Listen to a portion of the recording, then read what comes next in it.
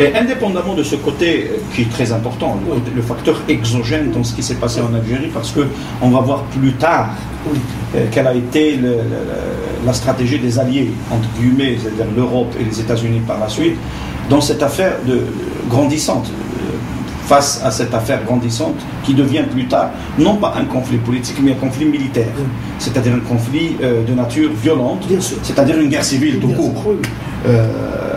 Indépendamment de cela, comment toi tu as perçu l'idée de la suspension du processus électoral? Est-ce pour toi une suspension contre un mouvement, une volonté populaire? Est-ce qu'un coup d'État? Est-ce que c'était légitime? Est-ce que c'était nécessaire pour l'intervention de l'armée? L'intellectuel que tu es toujours, est-ce que tu vois la chose d'un œil purement politique et démocratique ou tu la vois d'un œil sécuritaire? Je vais d'abord, par honnêteté intellectuelle, dire comment je l'ai vécu. D'accord. Comment je l'ai géré, qu'est-ce que j'en ai tiré comme conclusion et comment je le vois aujourd'hui. D'accord. Parce qu'il y a eu une évolution de ma façon de faire. J'étais sympathisant, comme on l'a dit, jusqu'au moment où ils ont commencé à moraliser la société et s'attaquer aux femmes. Ils ont commencé à moraliser la société en s'attaquant aux femmes, aux intellectuels, de manière très violente et virulente. Et la goutte qui a fait déborder le vase, c'est évidemment l'attentat de l'aéroport. Ça vraiment, du coup, j'ai basculé. Au moment de l'interruption du processus électoral, ou du coup d'État, comme les uns l'appellent et les autres, j'étais dans une expectative. Parce que tout ce qui était en train de se passer dans les années 90, je voyais les grandes mutations profondes qui étaient en train d'être amenées par ce courant, qui se cristallise en parti politique. Ça devient un programme politique, vide. Est-ce un programme? Le fils a-t-il un programme? En tant que parti, tous les partis ont un programme. Non. Mais qu'est-ce qu'il y a dedans? Il n'y a rien. Il n'y a rien. Sauf cette histoire qui, à mes yeux, est significative, plus que tout le reste, c'est la bazarisation de l'économie. Parce que ça, c'est fondamental dans la société. Dans la bazarisation de l'économie, j'ai compris une chose. À qui ça profite? Ça a l'apparence de profiter aux petites gens. Parce que, comme tu l'as expliqué tout à l'heure, les mécanismes de péréquation des prix, donc on a ramassé dans nos mosquées et on a permis à ce moment-là de subventionner les prix, entre autres. C'est une tactique dangereuse, c'est une tactique de duperie. Elle ne peut pas durer éternellement. Même si, moi j'avais fait la remarque à un certain nombre d'amis avec lesquels j'ai discuté, ils me disent oui, mais ça se faisait du temps de Omar ibn Khattab. C'est lui qui, avec Dar al-Mal, Beit al-Mal, il subventionnait les. Tu vois où vont les arguments. C'est comme Boumediene qui, au lieu de vendre la pomme de terre à 500 dinars les 50, le quintal, il l'a vendu à 250 dinars. Voilà, oui, c'est le même procédé. Mais avec l'argent il y a toujours un payeur. Bien sûr. C'est l'Algérien, le contribuable. J'ai dit, bon, ce point de vue économique, l'apparence, c'est soulager les difficultés des couches inférieures de la société, des couches moyennes dans une certaine mesure, bien que les couches inférieures de la société, le fils en avait besoin. Donc, il les caressait dans le sens du poil. Et il faisait un travail de moralisation et un travail de mobilisation. Et même ces couches-là avaient besoin du fils pour se venger du pouvoir. D'une part. Ensuite, ce sont les couches moyennes qui étaient problématiques. Parce que les couches moyennes ont des habitudes de consommation de l'objet culturel, ils ont la télé, ils ont les radios, les journaux, etc. C'était en partie moins sûr. Et ils avaient un discours radical par rapport à l'État et aux serviteurs de l'État et aux tenants du pouvoir. C'est clair, c'est clair. Donc trois strates de discours et trois strates de comportement. Mais le fond du problème qui allait rephagocyter la société algérienne, qui allait la refaçonner, c'est l'économie. Donc en apparence, ça profite aux petites gens, Mais en réalité, ça profite d'abord, comme on l'a vu tout à l'heure, à ceux qui vont naître de cette bazarisation. Les nouveaux riches du Fils. Les nouveaux riches. Et bien sûr, Pas seulement les nouveaux riches du Fils, mais les gens qui se reconvertissent. Les rentiers du pouvoir. Les rentiers du pouvoir. C'est clair. Donc, sahab, qui eux-mêmes sont devenus fils. Sahab, les containers, et les intermédiaires, c'est-à-dire sahab al-kaba. Donc c'est véritablement une structure. C'est-à-dire les milliardaires d'aujourd'hui. Les milliardaires d'aujourd'hui, d'accord. Et en dernier ressort, qui en profite? Ce sont les pays fournisseurs. C'est-à-dire là où on a mis à la disposition de ces gens qui viennent avec le cabas ou des gens qui envoient des containers toutes sortes de marchandises, y compris des marchandises périmées qu'on envoyait, médicaments, nourriture. Il s'est fait à un moment donné un trafic y compris sur la datation des produits, etc. Donc, ce que je voyais, c'est que, en dernier ressort, comme on disait dans nos analyses de l'époque, le profit le plus substantiel revenait aux puissances étrangères, qui voyaient dans l'Algérie un effondrement économique, un effondrement social et un effondrement sécuritaire, avec cette perspective donc, de désarticulation des structures assurant la sécurité, c'est-à-dire la police et l'armée.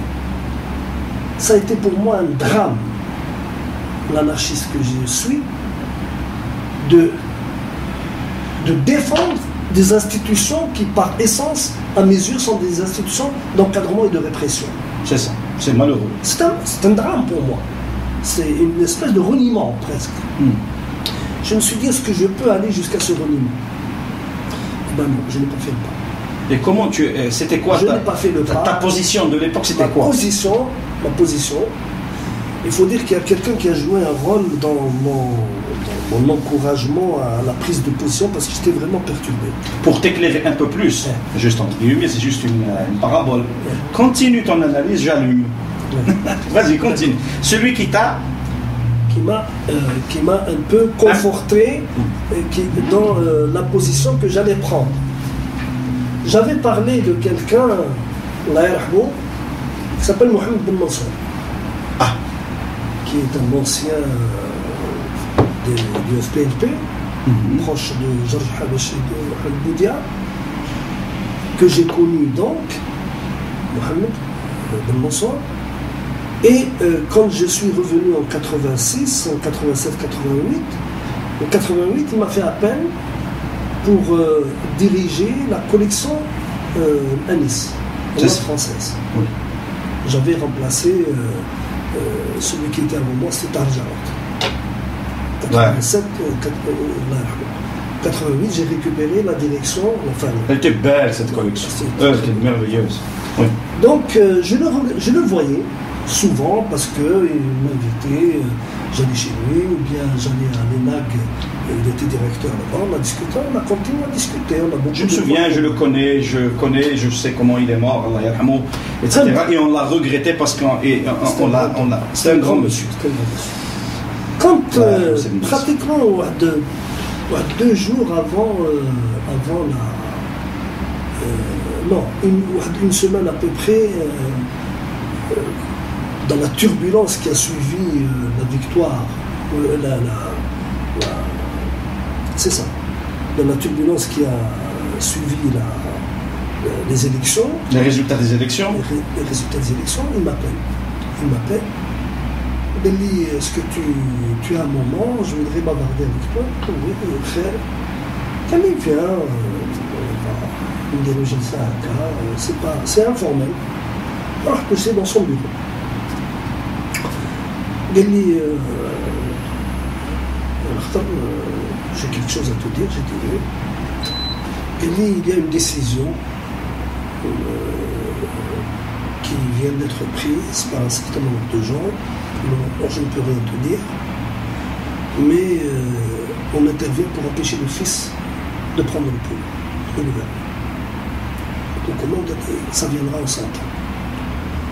Il dit, je te mettrai au courant. Il va y avoir un appel à signature de pétition qui sera organisé par la centrale syndicale de l'UGTA, dirigée à l'époque par Ben Hamoud, Allah. dans le cadre de ce qu'ils appelaient l'initiative pour la sauvegarde de la République. Oui, alors, il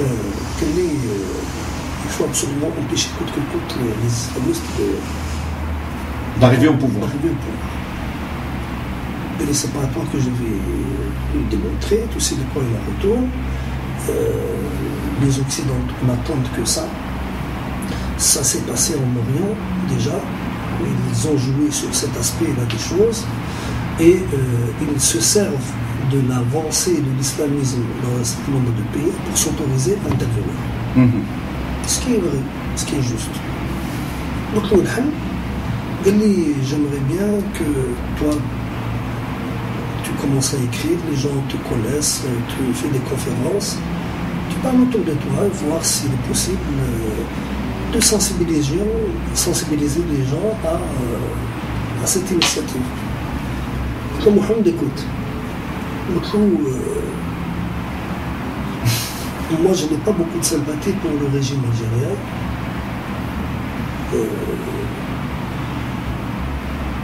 D'une part, et deuxièmement, j'ai peut-être quelques faiblesses d'avoir plus ou moins été attentif à la révolution iranienne.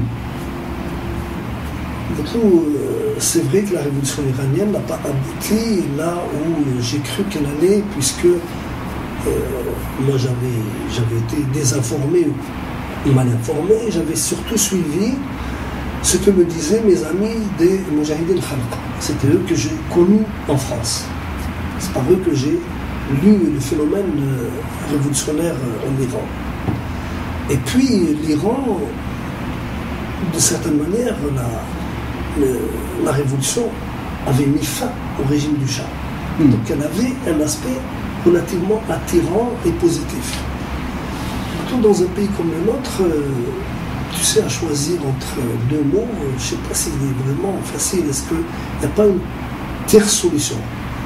Alors il a monté sur ses grands chevaux, oui, tout le monde les intellectuels, c'est parce que vous ne pouvez rien faire, vous ne savez que parler et écrire. Au moment des grandes décisions, vous laissez les politiques prendre des décisions et après ils le font payer très cher.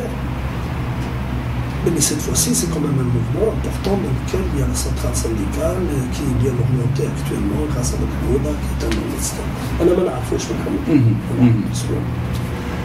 Et puis également, il y a un tel, un certain Berkane qui était, je ne sais pas quoi, il y a à un moment donné une dizaine de noms de gens comme ça. On aimerait bien que tu sois signataire avec nous.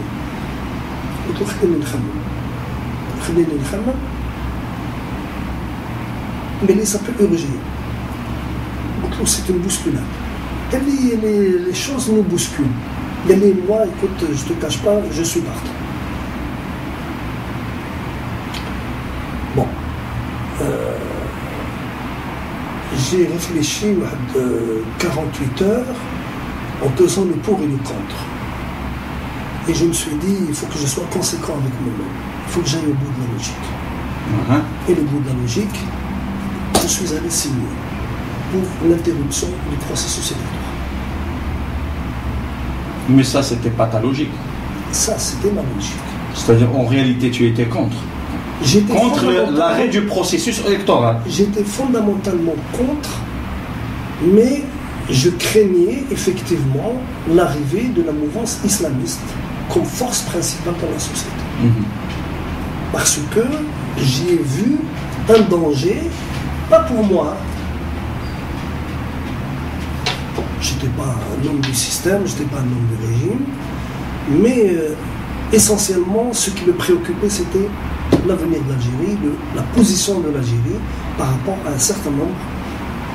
J'ai été peut-être... tu m'as reproché un jour, dans une des premières trucs, tu as